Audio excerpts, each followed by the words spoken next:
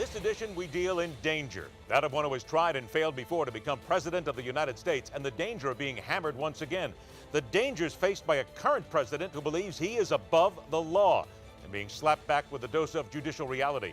And the young lady who lives in constant danger, fearing for her life after daring to learn more about jihadis seeking women as wives and slaves. Always face the danger head on. I'm Ed Berliner, and this is The Hard Line for Wednesday, May 27th, 2015.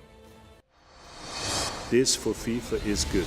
It's not good in terms of image, it's not good in terms of reputation, but in terms of cleaning up, in terms of everything what we did in the last 4 years, in terms of the reform process, this is good.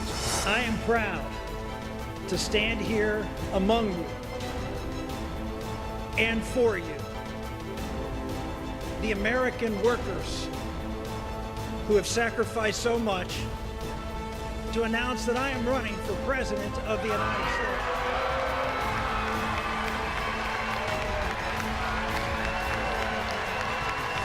No, the president is not involved. Of course, he is the head of FIFA, but he's not involved in any. So how can you say, okay, he has to whatsoever step down? He's the president. He's the president. He's the president, and in 2 days there are elections.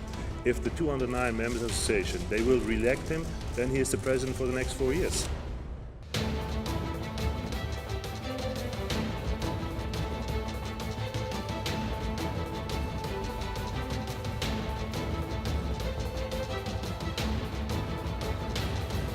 I held off taking these executive actions until we had exhausted all possibilities of getting congressional action done.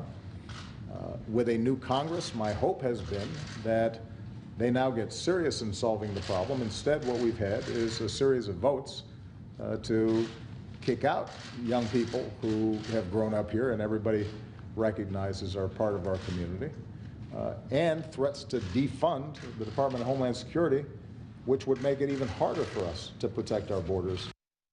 President Obama is determined to make citizens of more than 5 million illegal immigrants in America. This as there are no jobs to support them, health care costs on the rise, and people who've been in line for a decade or more to become a citizen, as the rules suggest, and are being left in the dust. Now let's get to work on this one. Our first guest is attorney and co-director of the DRM Action Center, Cesar Vargas, joined by nationally syndicated columnist and outspoken immigration activist Ruben Navarrette. Gentlemen, I want to thank you both for being here today. Thanks so much for having us. Cesar, let me get to you first, because the 2-1 decision by the 3-judge appeals court panel denies the administration's request, basically says, no, Mr. President. The second court that has come out and said, you cannot do this, you have overstepped yourself. Where does that put the Dreamers now, in your opinion? Well, for us, we knew this fight was going to be expected. We knew we had a tough uphill battle in the courts, especially one of the most conservative, Republican-leaning courts. So for us, we're not surprised that 2 conservative, political, appointed Republican judges have, taken this position. So for us, we're going to continue to fight this in the court because we're going to win. There is no debate that the president has power.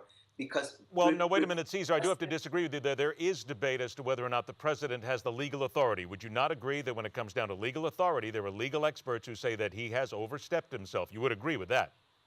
No, absolutely not. We have Republican presidents like George H.W. Bush. We have the conservative hero, Ronald Reagan, taking similar executive action on immigration. And all of a sudden, because of the political climate, there's a whole debate. So there is a legal debate to have whether the president has powers. But when it comes to immigration, it has been fully embedded that it's okay for the president to fully take priority in this issue. All right, Ruben, let me get to you on this because, again, is this all, in your opinion, now strictly political, or as some people would indicate, and as I pointed out here at the top, there are people who have been waiting to get in this country legally now for decades, and they are simply waiting. They will be overlooked. Where are the jobs going to come from? Where's all the money going to come from? Come on now, Ruben, we have to look at this as an honest look at what will happen to America, correct? Yes, but first of all, Cesar is right about the legal authority. Notice that the court, both the lower court and the appellate court this week, both ducked the issue that you raised, which is, did the president exceed his authority? Instead, they focused on 2 things. The technicality that says that the executive branch has to inform the legislative branch of any action before it takes it. And secondly, this idea that the states were arguing, the 26 states who sued the federal government over this case, were arguing that there was an unfair burden placed on them. So both courts basically ducked the issue that you're talking about. So despite the fact there's been a robust debate on talk radio and elsewhere, the courts pretty much conceded that Cesar's right, that the president does have this authority. If the president can deport people, he can decide also to not deport people. So that issue pretty much, I think, is settled. Well, but then let's get to the issue then of what happens with regard to these 5 million people. And again, I'm going to ask you both this because this is an issue that's been raised on both sides. There are people who have been waiting to get in this country legally for many years, and they are simply being told to wait again. Shouldn't we have to deal with them? Should they not be given first preference here, Ruben? And should not these dreamers and other people simply be put on hold and wait their turn? It's a bad argument, and here's why. It's apples and oranges. The people who are trying to come into this country are coming in with a green card, looking for a green card for legal permanent status. What the president offered was sort of amnesty light, to say that you could have a 3-year deferment from deportation, but no guarantee of what would happen to you after that. When the government has your home address, all your information, they can deport you at will. So this idea that conservatives like to talk about, well, it's not fair that people who are waiting in line. Well, people are waiting in line for the full buffet of a green card. That's not what the president offered. It's apples and oranges. Okay, Cesar, I want to get to you on something else. May 7th, a federal court in San Antonio, lawyers for the Department of Justice filed a brief arguing that unauthorized immigrants have no First Amendment rights. None. This is Pineda Cruz versus Thompson. So on one side, you have the Department of Justice saying that non-resident aliens have no rights, yet you have the president saying they do have rights. What does this say to you then when you have an administration that seems to be basically fighting itself in the courts?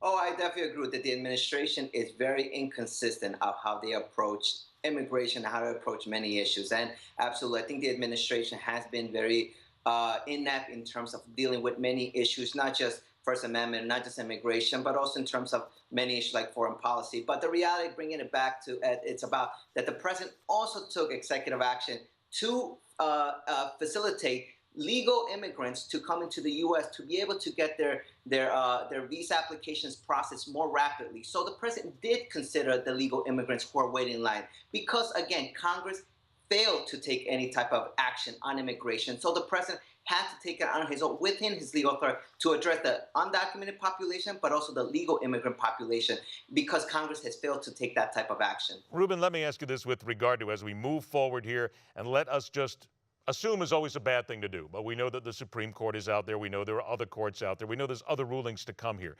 But if indeed, come the election, if all of these dreamers and the people waiting are simply still waiting, do you think that there is going to be a really hard backlash against Republicans and they are going to be made to pay at the ballot box by Hispanics and those who favor the Hispanic cause?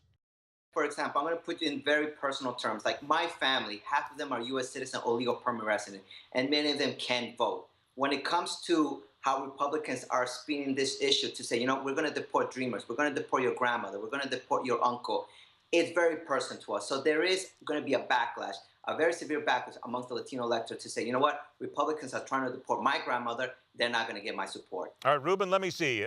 Get back to you once again here. Ruben, can you hear me okay?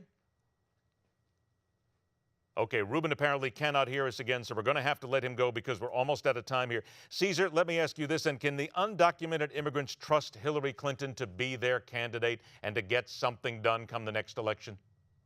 Oh, absolutely. Right now for us, well, absolutely not. We're not going to just take campaign rhetoric as a commitment to the Latino electorate, to the American people. And the American people should be hesitant, should be questioning Hillary Clinton, not just for flashy campaign rhetoric, but we should definitely get a commitment of a plan of how she plans to work on the education, how she plans to work on immigration.